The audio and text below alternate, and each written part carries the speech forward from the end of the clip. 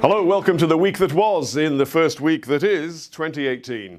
An explosive start. In Iran, the anti-government protests continued. More than 20 people are thought to have died in the unrest. After starting in the second city, Mashhad, they swept across the country, including the capital, Tehran.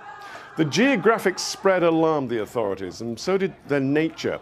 What began as an economic protest quickly became demonstrations against their regime and even against the supreme leader, Ayatollah Khamenei. That crossed a red line. Iran's foreign adventures were also criticized. One chant was "Leave Syria," another "Not Gaza, not Lebanon, my life only for Iran." The authorities quickly organized fairly large pro-government demonstrations, even as they cracked down, and they appear to have a handle on the situation.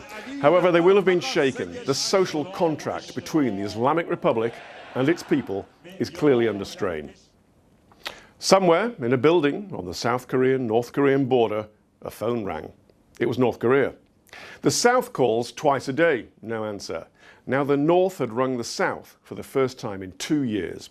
A 20-minute conversation ensued. This might be the beginnings of a breakthrough. Then again, it might be the North playing nice ahead of the pressure about to be brought to bear on them by the USA. The phone call wasn't a talk about talks, but it was a talk that could lead to talks about talks, and it's good to talk. But it's not always good to tweet. North Korea's Kim Jong-un had made a speech in which he claimed to have a nuclear button on his desk. The entire United States is within range of our nuclear weapons, and a nuclear button is always on my desk.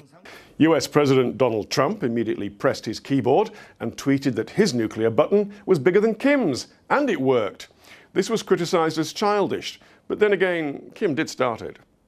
Another day, another tweet. This time he said that if the Palestinians don't come to peace talks with the Israelis, he'll cut off aid payments. Palestinian officials responded this was an attempt to blackmail them. It's worth noting policies bearing some semblance to his tweets do often emerge from what sometimes resembles incoherence. Speaking of which, excerpts from a book on Mr. Trump claimed he'd never wanted to win the presidential race. No, he just wanted to be better known and was horrified when he became president. So was Mrs. Trump. She cried.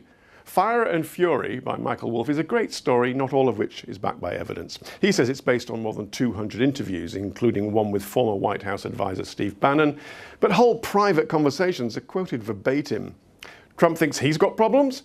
What about Mrs Merkel? The German Chancellor spent the week preparing for make-or-break coalition talks.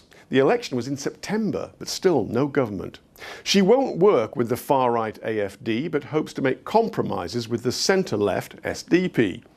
Those compromises will have to come on immigration, health insurance, defence spending, and EU policy. Failure means another election, which could mean the end of Frau Merkel.